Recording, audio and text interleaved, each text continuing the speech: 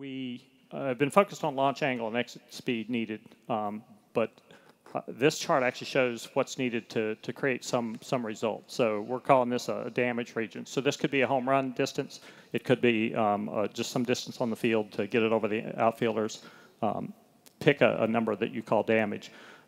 There's a combination of exit speed and launch angle required to get it up into that green area, where we'll say that's our goal.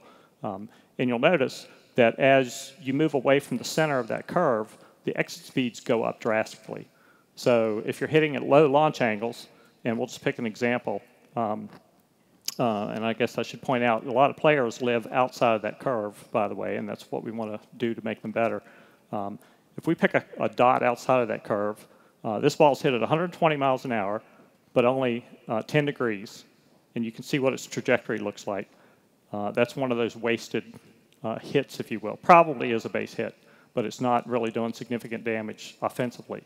Aren't a lot of balls hit at 120 miles an hour. I don't know how many you see on hit tracks at your place, but well, you have 160 miles an hour on here.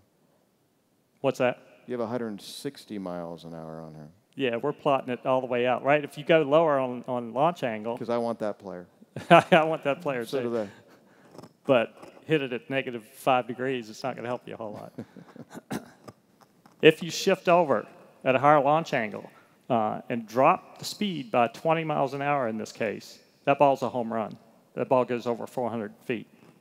So just by using the right part of the range, the player doesn't have to max out, doesn't have to swing out of his shoes every time, and can still have a pretty good result. That's kind of the moral of the story with this curve.